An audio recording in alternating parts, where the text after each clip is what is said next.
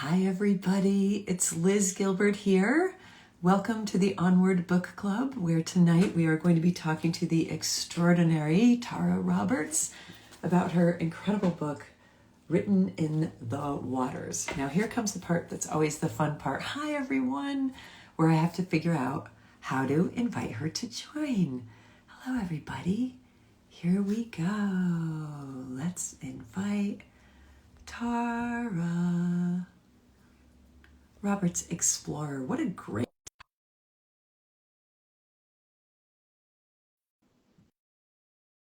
Tara, you have been invited.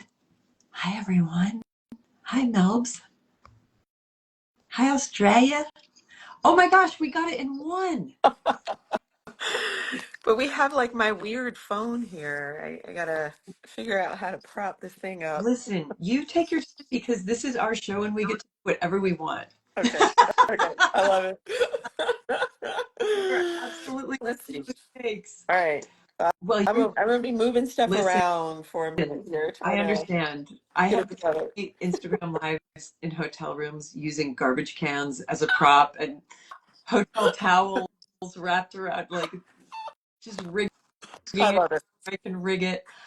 Look at all those hearts coming in and everybody seeing you. Hi, everybody. Listen, stick around for this conversation. This is one of the most exciting people we will ever get to talk to on the Onward Book Club. I am so honored that you said yes to this, Tara, and so delighted that you are here. And everyone just send up a bunch of hearts. I'm going to turn off the comments so that we can focus on each other. Okay. Of course, that means I have to remember how. Okay, I did it. Oh, do you feel anchored? Do you see how I did that? Do you feel anchored? I got it. And let me say that that's gonna happen throughout this conversation. You just can't help it. If you're ready to go, let us officially begin this interview. Everybody, this is the extraordinary writer and explorer, Tara Roberts.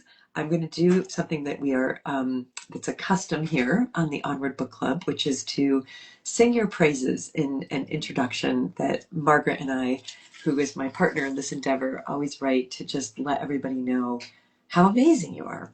So here, listen to how amazing you are, Tara. Tara Roberts is a writer, an editor, a diver, an explorer, a reporter, and someone who tells some of the most interesting, important, enduring stories out there about who we were and who we are as a society. I first learned about Tara when she was on the cover of National Geographic magazine. In fact, she was the first Black female explorer to be featured on the cover of National Geographic magazine. And I heard about you because my Costa Rican Spanish tutor said, you need to read this article about this shipwreck that's off the coast of the Caribbean on Costa Rica. And you need to read about this woman. She's amazing. That's the first time I heard about you. So Costa Rican Spanish teachers are teaching people about you. I just want you to know that. Tara was at the Smithsonian Institute in Washington, D.C. when she happened to see, and this was right after our current president was last elected and times were feeling grim, she happened to see a photo of an underwater archaeology group called Diving with a Purpose, which finds and studies the wrecks of ships that once carried Africans during the transatlantic slave trade. She was so compelled by the image of these grinning, smiling, happy, brilliant, beautiful Black faces of men and women doing this diving work that she did what anybody would do in this situation. She quit her job and she trained to be a diver. She was so compelled by the work of Diving with a Purpose that even though she had never dived before, she joined them. And now she has spent the last 7 or 8 years following, diving with, and telling stories about Black divers as they search for and document slave shipwrecks from Mozambique to Senegal to Costa Rica and well beyond. Her experience and research led to the award-winning, million times downloaded podcast Into the Depths, which you should all listen to. It's incredible. And it led to this incredible book, Written in the Waters, a memoir of history, home, and belonging. It's about Tara's inner and outer exploration of the world and herself and history and current events in the last few years. It is both fearless and vulnerable, brilliant and sensitive, and I am thrilled that it brings National Geographic Explorer in Residence Tara Roberts here with us tonight. Welcome, Tara! Oh, that was such a beautiful intro. Thank How did you. it feel to hear that and see what you've done and what you've made of yourself? Mm, it feels a little surreal, quite honestly. When I saw that picture, I never could have imagined that it would lead here. That you and I would be having a conversation about all the things. I About just wanted to dive and to be a part of this. So the last 6 years, it feels a little bit fantastical and magical in a lot of ways.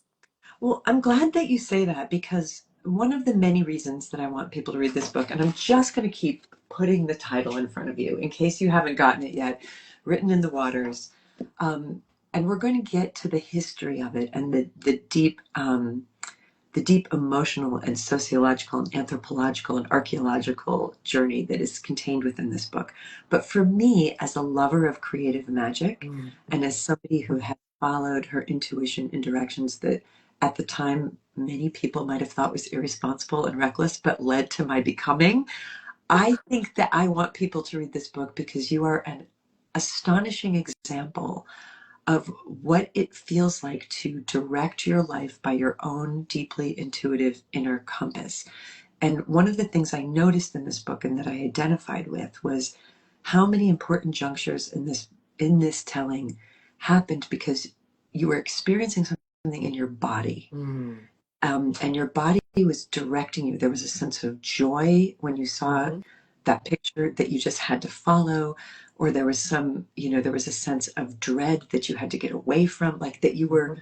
Mhm. Can you speak to that before we get into the content of the book about that navigation that you've done in the last few years that has put you in a direction that many people would not have advised you to do? They would have said, this is Yes. not pragmatic. This is not, you know, a perfectly good job to Yeah. go follow a strange dream and why. So I kind of want to begin with that intuition because I think it's so essential to who you are as a person and a storyteller. I have to say, this is one of the reasons why I'm so excited to have this conversation with you in particular, because I know you really know what this is. Um, and I know how much you've listened to your intuition and let go and followed. It feels like there's some parallels in our journeys. So I love that. And I love that we're chatting about it. Um, I also think that the universe guides you.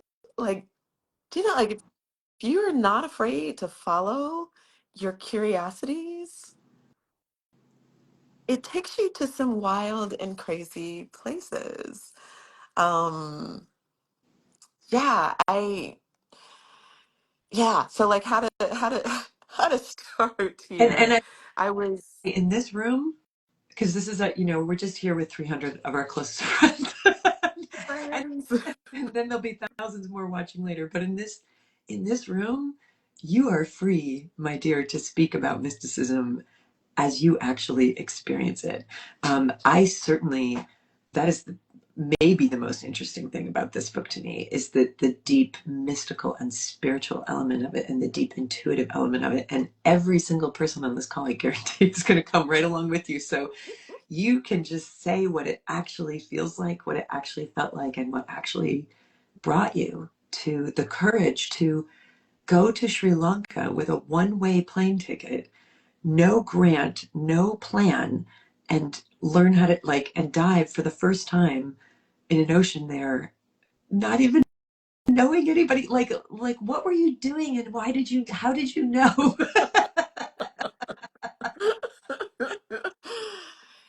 Yeah, this all started back in 2016.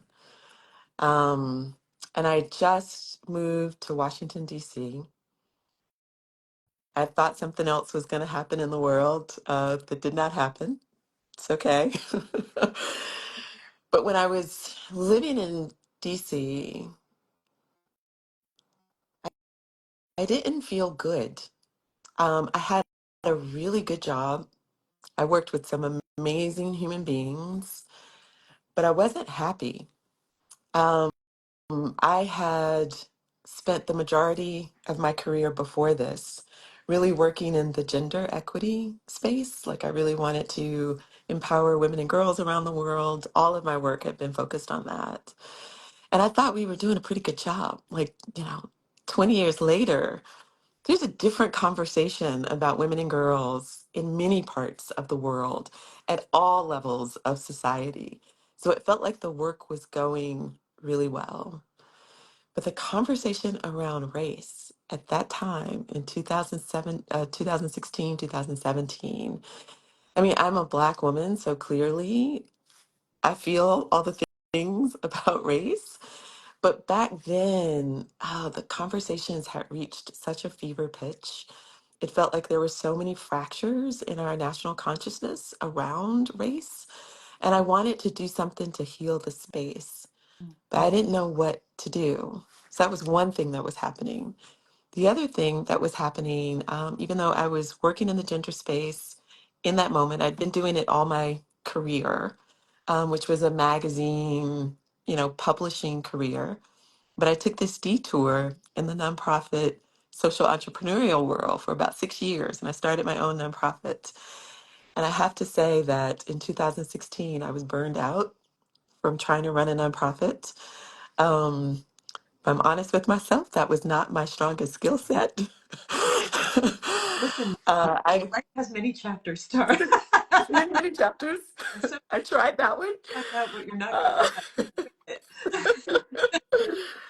I realized like I was wearing administrative hats, Mm, fundraising hats, all these hats when my true passion was around storytelling and writing. Like that was my truest passion. But I was pretty far away from that. And I had moved from running my own nonprofit to working for a really brilliant, wonderful nonprofit. But I was doing communications work, which in my head felt like it was an extension of writing work. It's like, oh, it's all connected. It's great. It's perfect.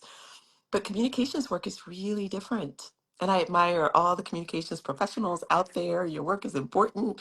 I love you. I love it. But it wasn't my thing. So not only was I feeling like I wasn't doing enough in the space to make a difference in the world some sort of way, but I also wasn't living inside of my passion. So it was hard for me to go to work. Yeah, I felt not myself. yeah. Yeah. And I didn't know what to do about it. I didn't know how to change that. I called up a former friend, well, not a former friend, but someone that I knew a while ago who was a Republican. And I was like, I don't know, maybe we should have conversations. Like, how do we heal the space? I was trying to make up all this stuff to do, Mm, but it wasn't right. It wasn't like sticky. It wasn't doing anything. And then I go to this museum. It's the National Museum of African American History and Culture. Um, I'll also say this, that I wasn't a person who also liked to look back a lot. Like I was not somebody who was into history. I am a sci-fi fantasy girl. I'm like Star Trek all the way, you know? Not really looking back. mm, Um, I was a little afraid to go to this museum, but it was such a big deal. Like it had just opened in 2016. They spent close to $500 million dollars on that museum. It's representing African American history on the National Mall. Like I felt like I had to go.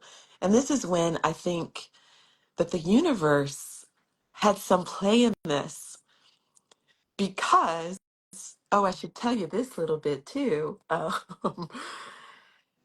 That right before I moved to DC, I'd gone to see my favorite spiritual reader.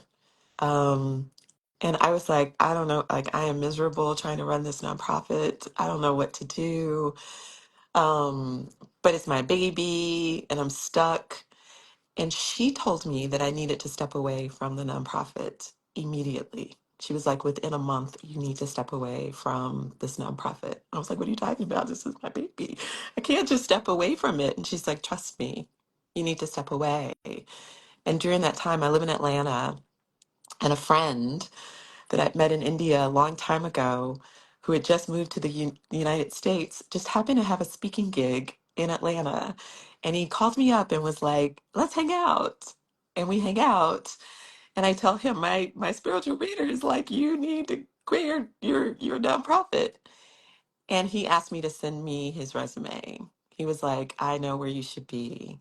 And it was for this nonprofit that I moved, that I eventually got the job for and moved to DC to take. So I say that this was a universe moment because if not for me living in DC, I wouldn't have gone through this museum in the way that I went through this museum. I might not have gone at all, but I felt because I lived in DC and it had opened here, like I had to go. And because I was living there, I could take my time going Mm. through this museum. It's mammoth. Do you know, like you can't do it in 4 hours. You have to do it over multiple days to really do it. So I took my time. I went back a couple of times and I ended up on the second floor. And on this floor, which is this tiny floor that's an archival floor, like it doesn't have the big splashy exhibits. It's a small floor with a couple of interactive exhibits. And it had this one picture that completely changed my life. And on that picture, it was mainly Black women in wetsuits on a boat. I'd never seen a picture of Black women in wetsuits on a boat before. So it stopped me in my tracks. Like literally, Liz, I spent like an hour on that floor. I, I sometimes tell this story and it sounds like I'm being really extra about it. But I tell you, I felt like the clouds parted, like the angels started to sing, like there was a spotlight on this picture. And when I go back and I look at this picture now, I mean, it's a fine picture, but it's a normal How, picture. Like it's almost like a how big are snapshot. we talking? How big is this picture? I, it's I I mean, they blew it up a little bit for the exhibit, Like just but photograph. I mean, maybe it's like an 8 by 10. Maybe it's a little bigger than an 8. Maybe it's like an 11 by 17. Like it was not a huge picture. And it really, when I look at it now, I'm like, I can't believe that that was the thing Wow. that stopped me. But you're right. You characterized it so well in your intro. It was like the women just looked so free to me, Mm, so mm, joyous, so beautiful. You know, they had afros and braids and they were laughing and hugging each other. And there was just something about it that spoke to me of adventure. And I realized in that moment in the museum, like I sat there for a while and I took it in, and I just realized that this is what I used to dream of as a child. wow. Like I really wanted to be someone who was out in the world having adventures. I used to read those books, you know, like those fantasy books where people were on quests and they had swords and they had magic and they were out to save the kingdom. And I really wanted to have a life like that. But I didn't think I could because most of the pictures that I saw, most of the books that I read, most of the stories that I watched, the movies, the TV stories, they didn't have adventurous main characters that looked like Mm, me.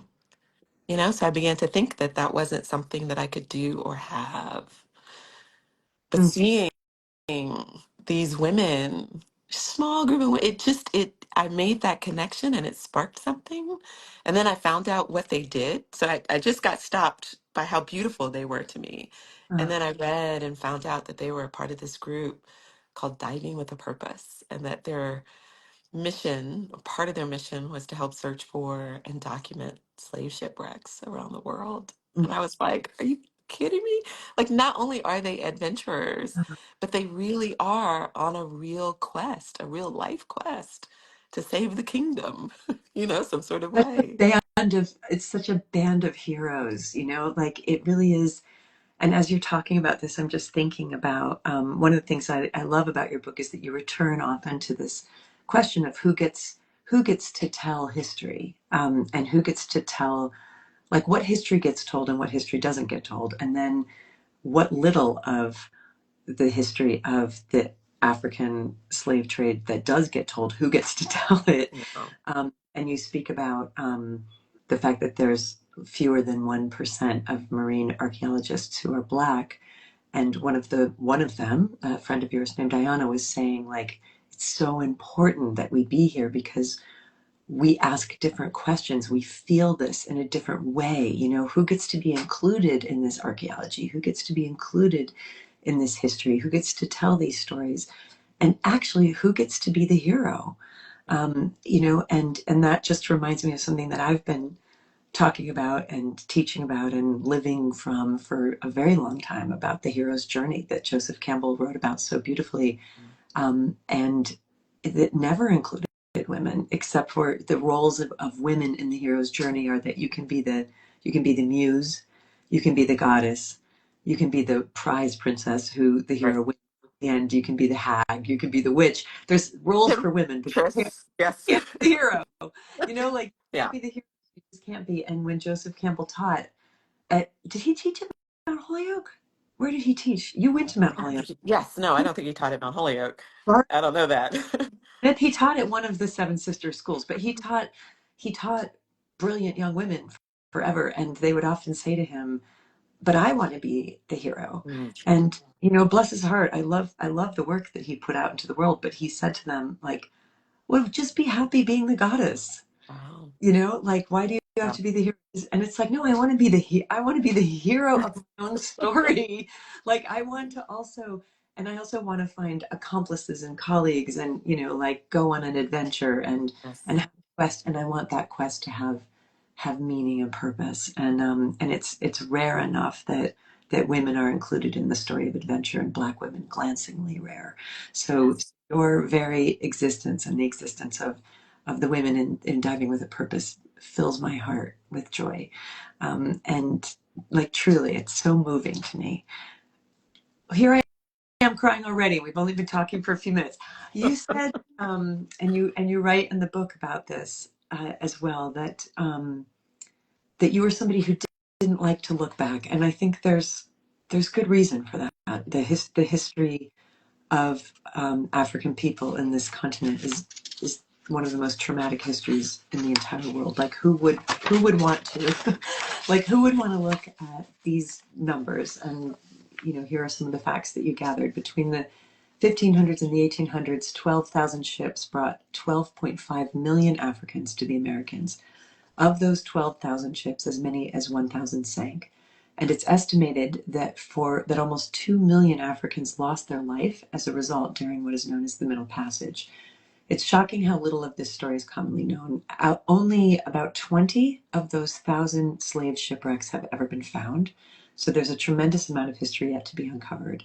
Um, you know, this, and you also wrote about how painful and traumatizing this work can be for those who do it. You introduce us to a gentleman. Let me find my notes here. Uh, you know who I'm talking about, who spoke You're about talking about, the physiological reaction that he had, that was Kamal Siddiqui. talking about just touching, you know, a big, strong, grown man, you know, going down and exploring one of these wrecks and pulling up shackles and child-sized shackles, and having and touching the wood of the ship, and having, again, we're going back to what bodily reactions feel like, having this sense of hearing the screams and the cries. And you know, it's so it takes so much courage to look back, and you have become somebody who not only looks back but looks in and under. You know, you like go deep down under the weight of the water to actually be in those settings. And I was wondering if you could read for us. There's all of this book is exquisitely well written, but there's one piece of it that's different from anything else in the book that, writer to writer, I just wanted to say is such a powerful piece of storytelling. What I love is that You refuse to you refuse to allow these lives to just be numbers and statistics. And multiple times in this story and multiple times in your podcast as well, you make an effort to really try to recreate what it must have been like for the individual humans in these moments of shipwreck, shackled. So if you could read from page 154 to the end of that section, and everybody, we're with Tara Roberts again, talking about Written in the Waters, a memoir of history, home, and belonging. An incredible, incredible book. Please read it. Okay, so Yes. if you would, please. I'm happy to read. And I want to say just one thing about what you said. Uh, I'm, I'm getting little notifications as we talk as well. Friends are tuning in, which is super, super cool. Uh, Um, but I want to say that there's definitely pain and trauma and tragedy inside of this history. And that's not the only thing that this history is about. That is one of the things that I found as I participated more and more in this work. I think that part of the reason why I was so afraid to look back and didn't want to is because most stories that have African Americans in them, they center inside of the pain, trauma, and mm, tragedy. They don't give us a way out of it.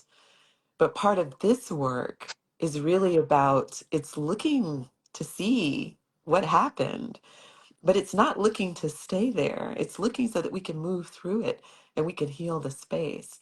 But it is important to acknowledge what happened and to acknowledge the fullness of what happened because there are complex stories. I love what Lonnie Bunch, he's the founding director of the National Museum of African American History and Culture, and he's very much involved in this work of recovering and documenting slave shipwrecks. And he says this beautiful thing that he says, good history is complex, mm. it's nuanced, it's ambiguous. We often want to make it such a simple story, but it's not a simple story. It's a complex story. And the story of Africans in the Americas is full of all the things, like the ups, the downs, the zigs, the zags, you know? Thank you for putting words to that. And that is something that shows up again and again in the book.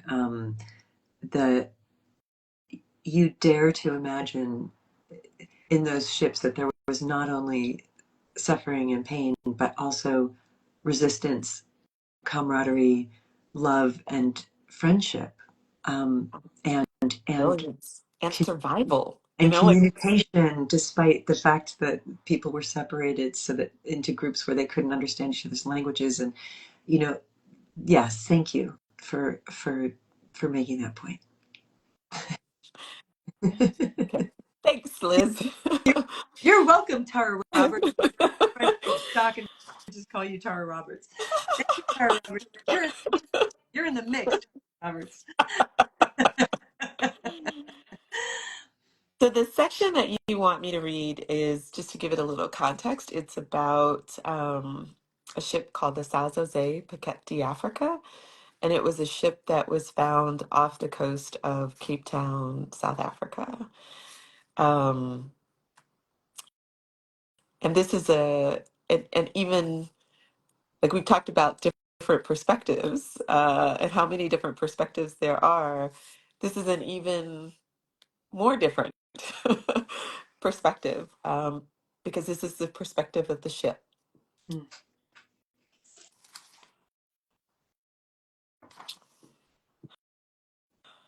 I see the ship sitting tall and pretty, about a half mile out from shore, where the water is deep enough to hold her bulk. There is strength running through her lines and curves, solid, gleaming wood, outfitted to withstand boots stomping and cannons firing. I imagine her proud, stately, stern, eager to carve her way through the long and treacherous stretches of the Atlantic and fulfill her duty, delivering her cargo safely and on time. I envision, I envision the dhows with their loads of chained people rowing to her side. The first African is loaded in her hold, and then the second, third, 100th, 400th, crammed into a space far too small. The fear, suffering, misery seeping into her sides, staining her floors, spreading slowly into the very heart of her. I can feel her growing sense of discomfort over the days at sea as she travels down the Mozambique Channel and around the curve of South Africa.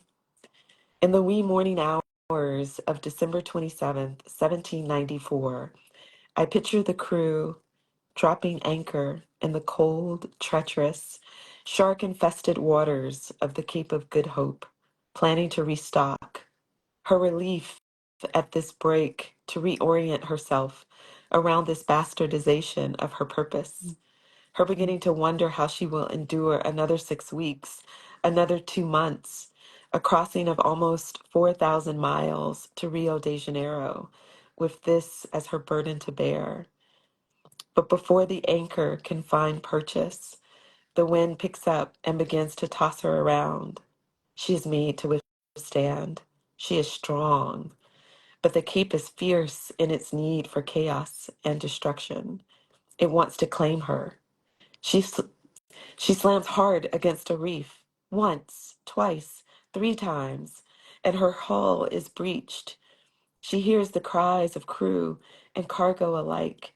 She feels them scrambling on her deck, boots slamming to yells of "Abandonoi, Onavio!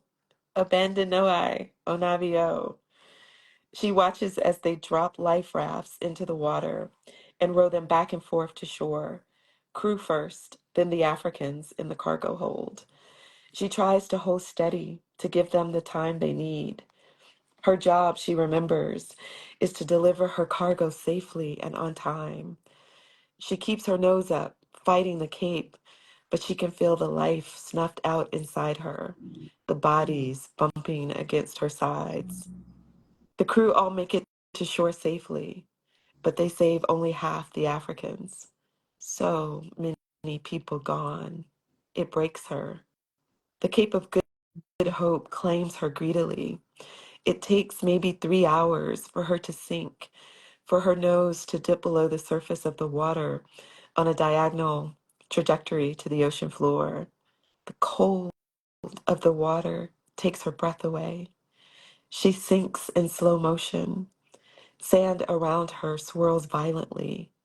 Startled fish dart away, disturbed by vibrations of a muffled boom, then silence, then settling, then all returning to normal. A day passes. Her disintegration is slow. The current tears cloth from sails and sweeps pots and pans across her edges. She tried her best. Or did she wonders? Was the burden of the misery too much to bear? Did she give up too soon? Maybe more of the bodies in her hold would have made it if she could have held out longer. But to what end? To more suffering? To more misery? It's not her job to think of such things. She only regrets that she didn't fulfill her duty. A month passes. Bacteria and worms chew through her beautiful wooden deck beams. They nibble at flesh that nourishes them for a long while. The currents twirl her broken body this way and that in an intimate dance. Schools of fish glide past, asking, "What is this? How did it get here?" A year goes by. The waters have taken her regret, her misery, her pain, her sadness. It doesn't matter anymore. Kelp forests hide piles of ballast bricks with curtains of silky leaves. Copper fastenings and sheathings rust. A century passes. 250 tons of vessel, now fractured in pieces, scattered across the ocean floor. encrusted in coral, bones picked clean, serving as doorways and decoration. 200 years gone, her story fading to black, facsimiles of memory encased in rock and time, generations of sea creatures living on this fossil invisible to the untrained eye have made it home. Mm. Ah, I have to, in this, acknowledge the spoken word poet Aaliyah Pierce, who's also a National Geographic explorer. And she provided a lot of narration throughout the podcast that we did about this journey called Into the Depths. And Aaliyah imagined a part of this as well. So I feel like we're sort of co-thinkers of what happened to the ship as she went down and then as she disappeared. thank you, Aaliyah. What a writer you are, Tara.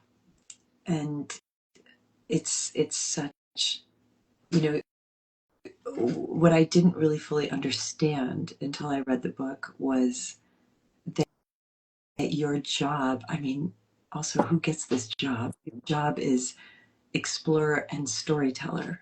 You Mm. know, like that's part of when you were applying for grants to do this work, you were applying as a storyteller.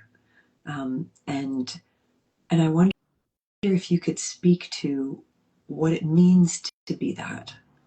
Not just, I mean, I know you've got a journalism background and a communications background, but journalism and communications are storytelling adjacent, but they're not exactly, they're not exactly precisely this, you know, like this ancient, deep, creative way of communicating story. Um, can you tell me what it means to be a storyteller to you? Mm. Wow, that's like a deep question, Liz.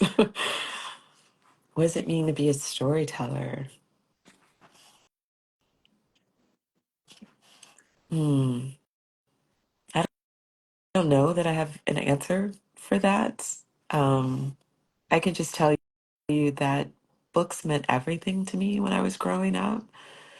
My mom was a reading teacher, uh, which was fantastic. I write about this a little bit in the book.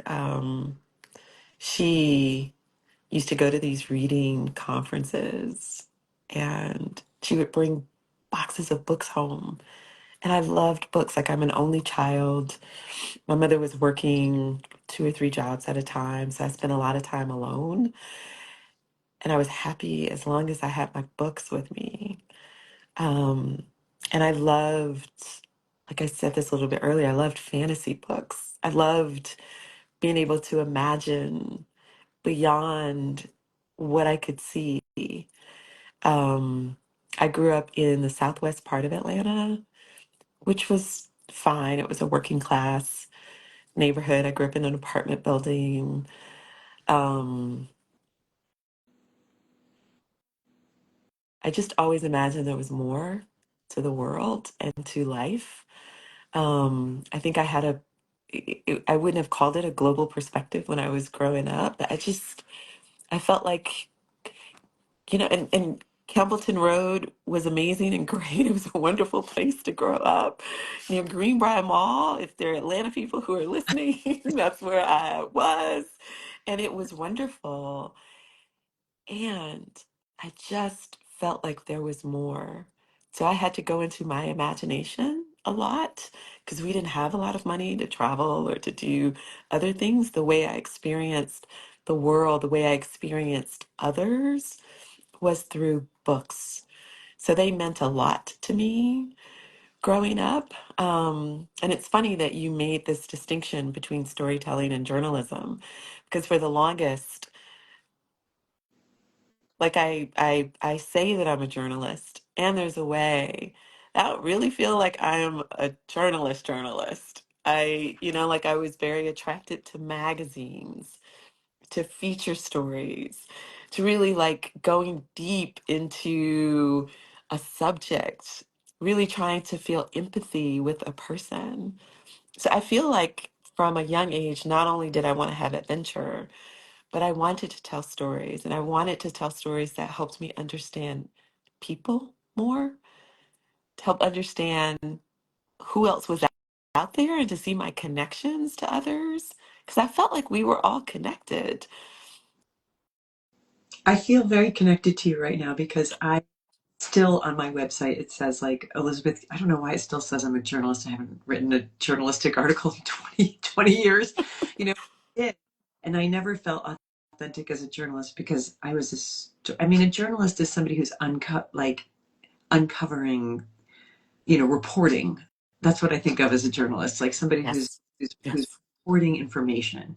And sometimes journalists are great writers, and great storytellers, but I just wanted to write 15,000 word pieces about interesting people doing interesting Yeah. things. Like Yeah.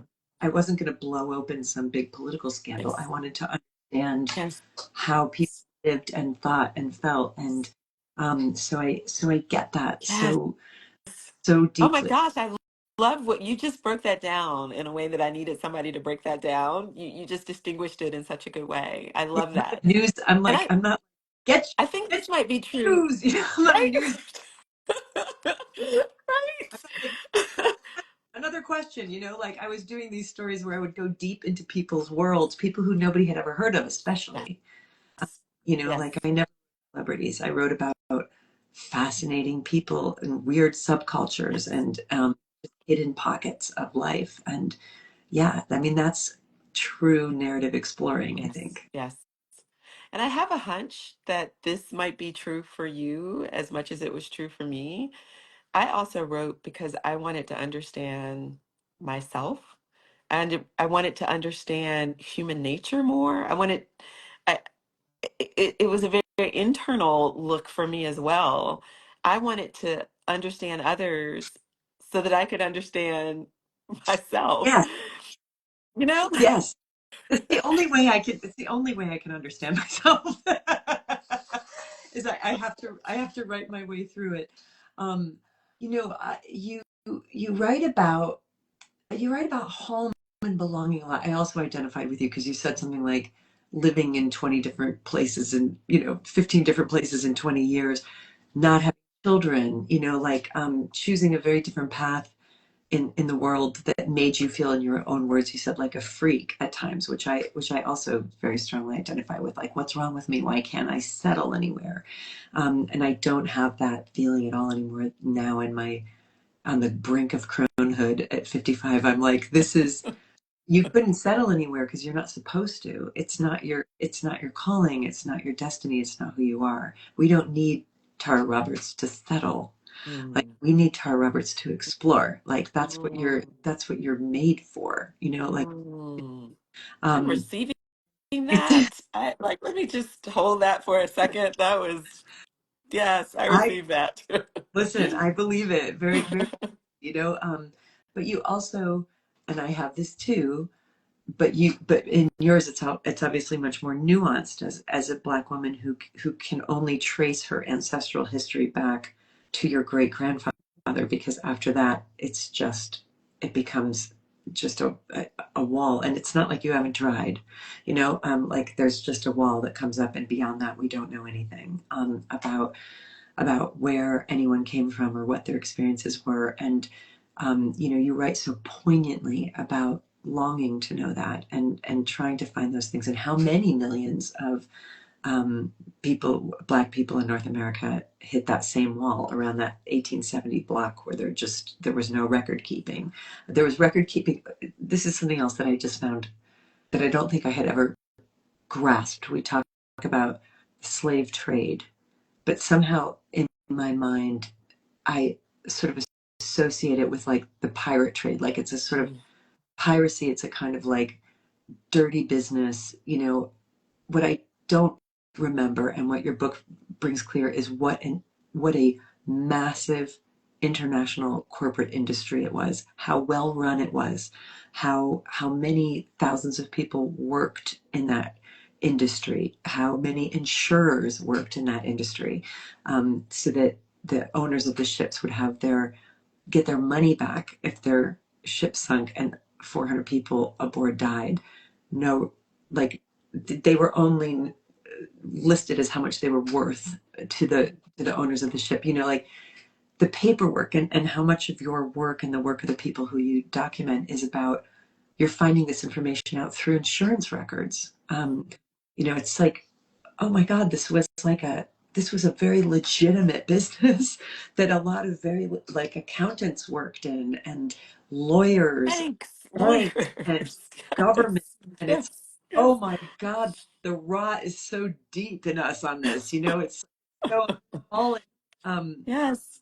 And it's not ah, just the US, it's the world. Like there's a the way, Africa, David Europe, Banker, South America, North. yeah, The yes, slave trade shaped the world that we have to do. It built wealth, it destroyed wealth. That wealth still exists today. The world was complicit. This was not about yeah, Southerners. It's not just Black. It's like it's all of our yeah. history. And Yeah. you really, I was very educated by by this book. I was like, oh my God. You know, oh, of course. But like, of course it was. How do you transport 12.5 million people, you know, if it's not a massively well executed operation, you know, on multiple continents with multiple involvement. Anyway, I also was deeply moved by what you wrote going to Mozambique and talking about being an African American, hoping to find a sense of home in Africa, and how many um, African Black people said to you like multiple things about African Americans, like we sort of see you as lost children, or you know, this line that I found very compelling. Your friend Karima said, "To be African American is to be African without any memory and American without any privilege." God, what a line. You know, and how, you know, how like so much of this book is about finding home and belonging with this interrupted, as you call it, history. And I wonder if you could speak to how you identify home now, in yourself, and what that word means to you, and what it and do you think that it means something different having spent the last 6 years doing this work than it would have before this work? That was a very long question. You can you can run any part of the 9,000 word question that I just gave you, but ultimately I'm interested in hearing your thoughts on home. And What I loved is that you brought forth so much. I mean, there's so many themes that pop up uh, with this work. So many ways of thinking um, that I'd never even considered before. But I want to say, one, you know, like this is not just me doing this work. I feel like I am a storyteller, so I'm bringing that to the work. But this work is done by dedicated divers, historians, archaeologists from all over the world that are spending years bringing up this history. So it's a big endeavor, and talking to many of them. I think I interviewed probably about 100 people or so around this work over the course of like 6 years, multiple times. And by the end of it, they have me thinking about Blackness differently. They have me thinking about being an American differently. They have me thinking about the way that we're all connected differently. I would say that I am very changed um, as a result of this work over the last 6 years. And I don't know that it's all been solved and I can be like, aha, I'm home. I never have to think about what home is ever again. done. Done. Yes, I can go sail off, in the I sunset. understand history and I understand myself. The end. Yeah. But I will say that a couple of things happened. This book gave, or this work gave me away. And it's the work, but it's also the writing that helped me make sense of the work, because I don't know that I made sense of it until I started writing. Um, but it gave me a way to connect to my own ancestry in a way that I was not connected before. We discussed a little bit earlier how I feel a little like the odd child out. I'm the one in the family who everybody's like, that's Tara. What's she doing now? Who knows? You know, and my immediate family is very small. It's just me and my mom, but my mother had 13 brothers and sisters who all had children. So we've got a big brood of cousins and aunts and uncles out there. And some of my cousins and aunts and uncles have been interested in history, but I was not one of those persons. We had a picture of my great great grandfather Jack on and his wife Mary on my mother's wall. It's been there like I've seen that picture a lot of times, but I was never really that curious about it, to tell you the truth, because I knew that Jack was born in 1837 in Edenton, North Carolina, and he was born enslaved. And so I was like, that story is too much. That just sounds way too painful. I didn't really want to know that my ancestor was enslaved, so I didn't ask. But it was being on this journey, and particularly meeting descendants of the ancestors that came over on the Clotilda, that completely changed the way that I thought about ancestors and ancestry. They have, like, we don't have enough time for me to tell the story of the Clotilda, but it is an amazing Look it story. up, everybody. There's an incredible documentary about it. It's not to be, you need to know this history. It's Yes, very yes. And incredible. there's a documentary that just came out last year called The Clotilda that Returned Home that I got a chance to be a part of. And we took four of the descendants back Mm. to Benin because they traced the root of their ancestors back home. It's really incredible. But what I learned from these descendants is just how proud they are of their ancestors, Mm. how much they know about them and their accomplishments, how much their ancestors live as full human beings. Like there was a way that my ancestor was just a caricature. He wasn't real, but they gave me the courage to be able to look back. And so I ended up hiring a genealogist as a part of this process. And that genealogist, well, we tried to trace back to a slave ship, but we couldn't get there. That's also one of the things that's very unique about the people on the Clotilda. They are one of the few African Americans who really can trace all the way back to Africa. Um, but the genealogist, a wonderful woman in Virginia who specializes in African American genealogy, and she found out facts about my ancestor that made him come alive to me. So there's a way that I have a connection with him that I did not have before this work. Mm. And that grounds me. Like I'm an Aquarius. I'm a little flighty, you know, like and not only am I like a sun sign Aquarius, my moon is in Aquarius, my Venus is in Aquarius. Like I'm a true Aquarius. And for those And of you who don't do astrology, you should settle down right? Like hello. with their But I dealings. felt like I should. I felt like I should, but like Please don't.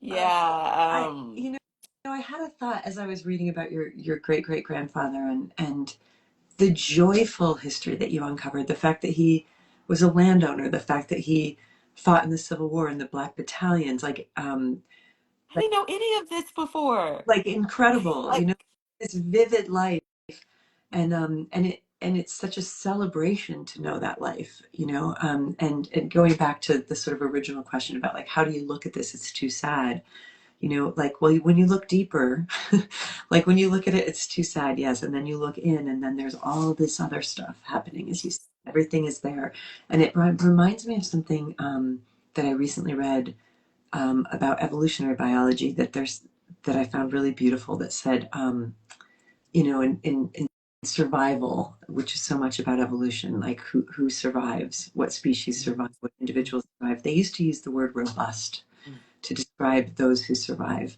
But now they're using a different term that I wish I knew who had coined it, but some evolutionary biologists said that the really more accurate term, it's not robust, it's non-fragile. And Mm. I find that very moving. And I thought about that as I was reading this book again and again. I kept hearing non-fragile, Mm.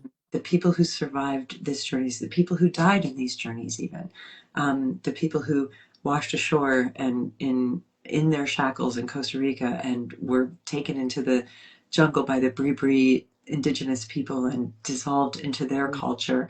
Um, non-fragile, you know, the people who came here and created this country, non-fragile, and their descendants non-fragile as Yeah. well. And I really found a great deal to celebrate in that. That was really in a moment where hope is a little bit tricky to find right now. Um, it was a beautiful reminder of the non-fragility of humanity in the worst possible circumstances. I love that so much. There's such a way that the narrative around African Americans in particular is a narrative of violence, of criminality, of problems.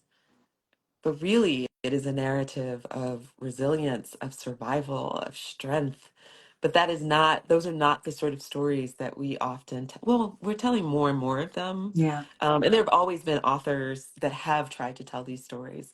But the mainstream narrative is not that. I love what you mentioned Ayana earlier. Ayana Fluellen is this incredible archaeologist who I feel like she's like 10. She's much older than 10, but she's so young.